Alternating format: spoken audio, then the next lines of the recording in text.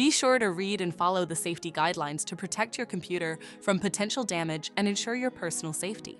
For more information about safety guidelines, see the owner's manual at dell.com/support. Before you begin, turn off the computer and disconnect all the attached peripherals. Before proceeding, ensure your computer is in service mode. To enter service mode, press and hold the B key on the keyboard and then press the power button.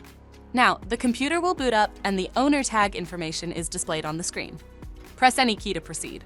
The computer will emit 3 short beeps and shut down, indicating it has entered the service mode.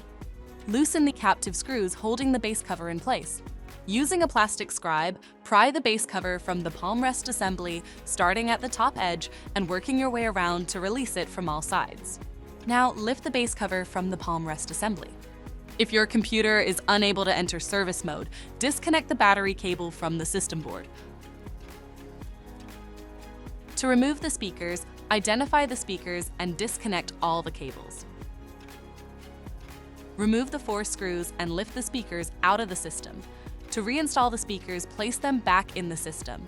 Tighten the 4 screws and reconnect the cables. If the battery cable was disconnected earlier, make sure to reconnect it to the system board. Next, align the base cover with the palm rest assembly and gently place it into position.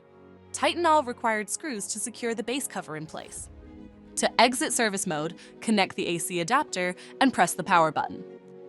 Please note, the system will only power on and exit service mode if the adapter is connected.